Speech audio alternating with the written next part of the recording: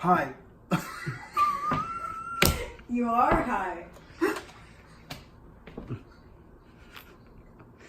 are we doing here? Oh no. What are we doing?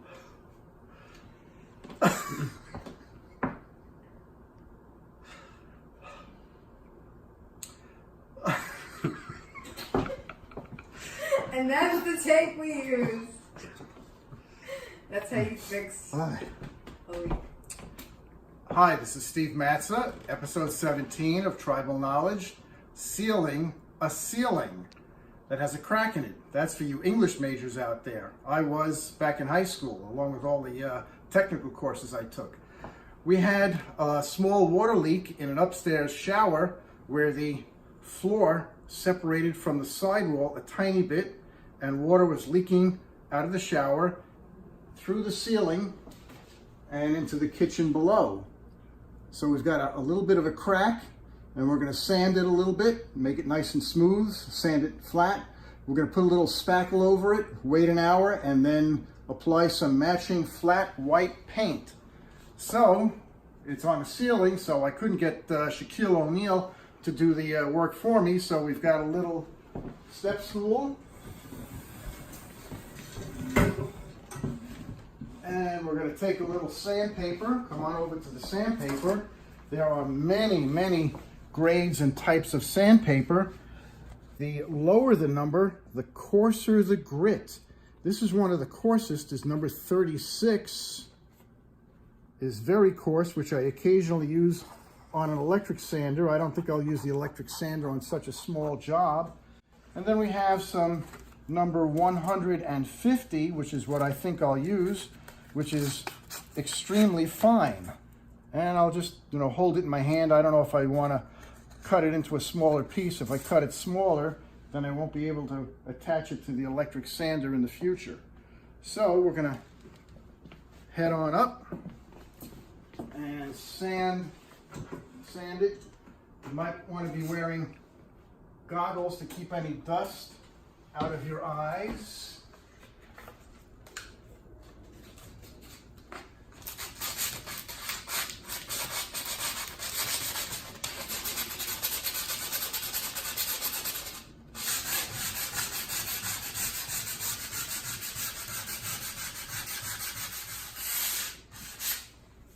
Okay, it feels nice and smooth.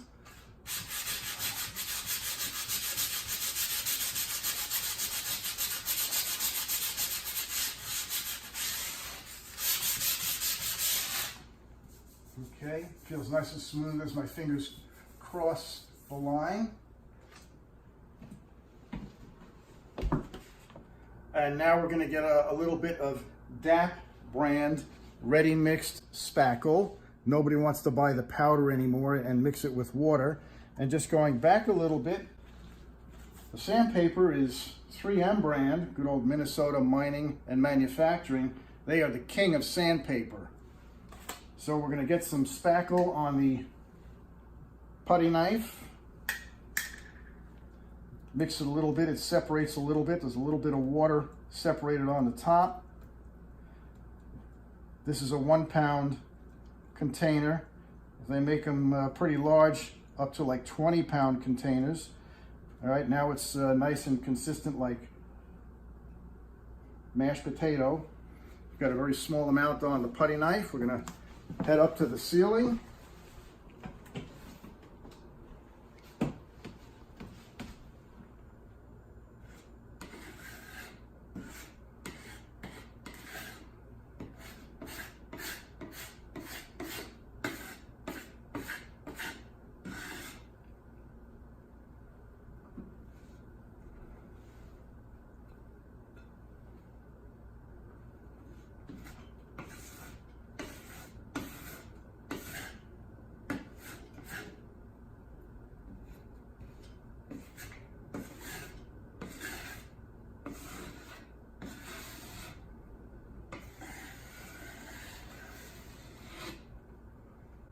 Okay, now we have a very smooth coat of spackle where the ceiling is damaged.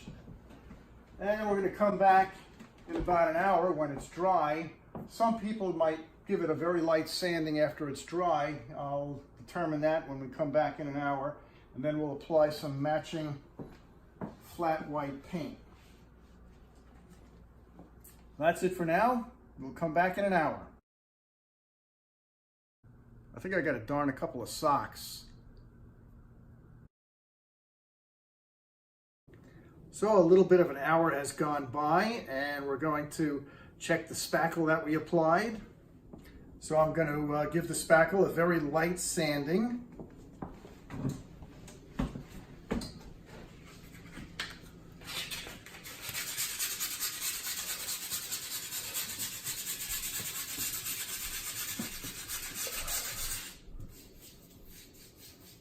Yep.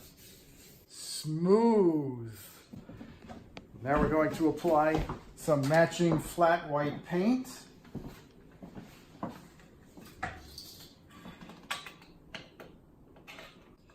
And this is Rustoleum brand General House Paint Flat White.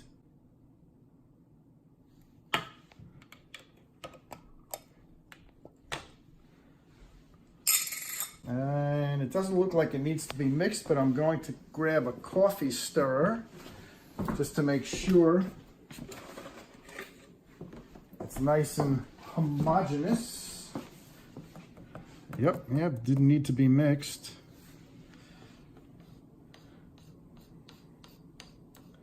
And since my brush is a little bigger than the can, the paint can, we're going to pour it into a paper bowl.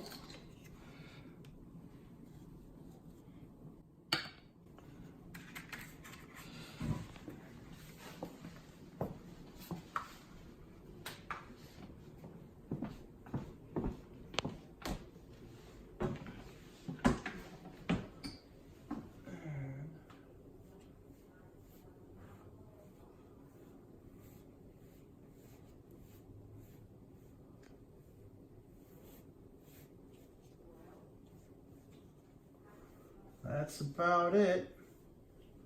And we'll wait for this to dry overnight. See if it needs a second coat, but I don't think it will.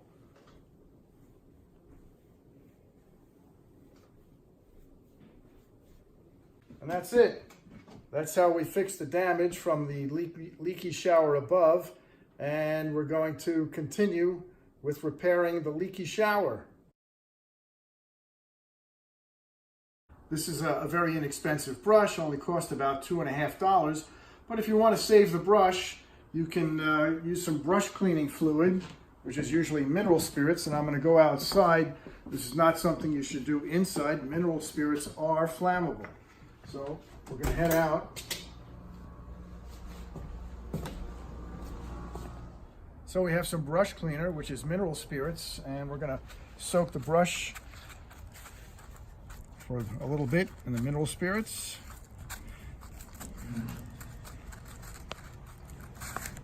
And save this inexpensive brush for another day. That's good. Give it one more brush. That's it. Okay, this brush is good for another application. And I'm going to leave the brush outside till tomorrow to make sure all the mineral spirits have evaporated from the brush. We don't want that smell in the house. It does have an unusual smell. Now that we fixed the ceiling damage downstairs, we're going to seal the shower floor upstairs to make sure it doesn't happen again. So we have our DAP sealant, and we have GE sealant, and a caulking gun.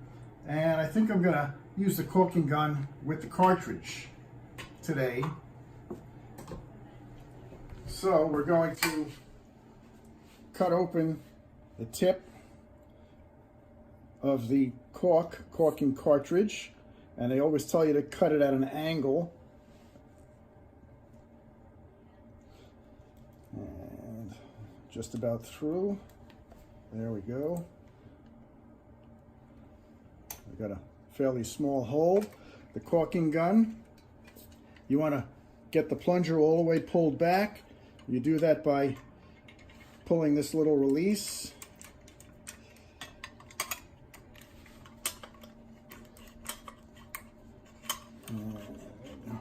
It's fighting us today.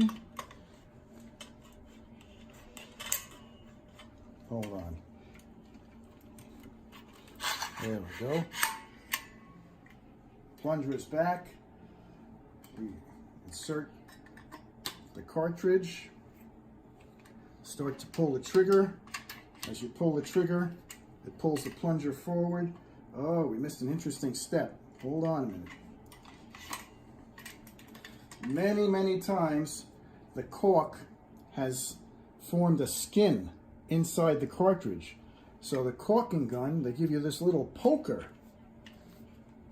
And you use the poker. Oh yeah.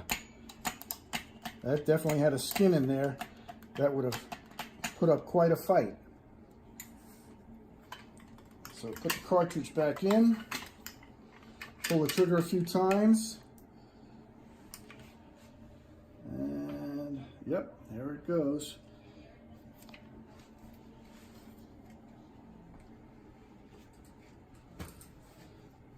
Now this particular caulk uses acetic acid as a solvent to keep it soft and pliable, and it's a much stronger concentration than vinegar. Vinegar is acetic acid, and this is much stronger. You get it on your fingers, it can cause a slight irritation. I will use my finger to smooth it around the edge of the shower, but I'll wash it off pretty quickly. Could you use gloves? Do you recommend gloves? Well, if you use a glove to spread it, it doesn't really give you a nice curved application in the tub or shower. So we're going to use a towel so my knees don't get clobbered. So you'll want to look for cracks and gaps in the floor tile, either horizontal or vertical. So I'm just going to run a bead of this caulking all along the bottom of the shower, starting over here. And I think I got just the right amount of caulk coming out with that small hole.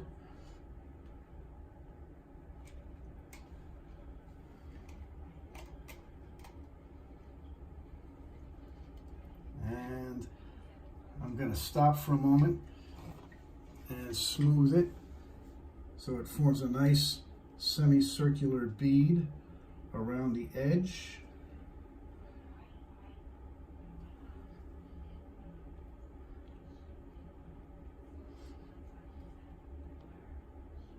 And not to bore you, I will continue all around. You don't need to see the rest of the application, but this is what we're going to do to keep the water from coming through the floor. So we've got about a half a tube of GE silicone, and this is probably one of the best brands. So we're going to put some tape around the top and try and save most of it. So I've got some duct tape. Wrap it around a few times and squash it, and that should save most of this good silicone for another day, another time. And if you want to remove it, press on the release, pull the plunger out, take the cartridge out of the caulking gun, and put it all back in basement storage. Thank you. Stay tuned for more tribal knowledge from Steve Matza. Please subscribe and ring the bell. Thank you.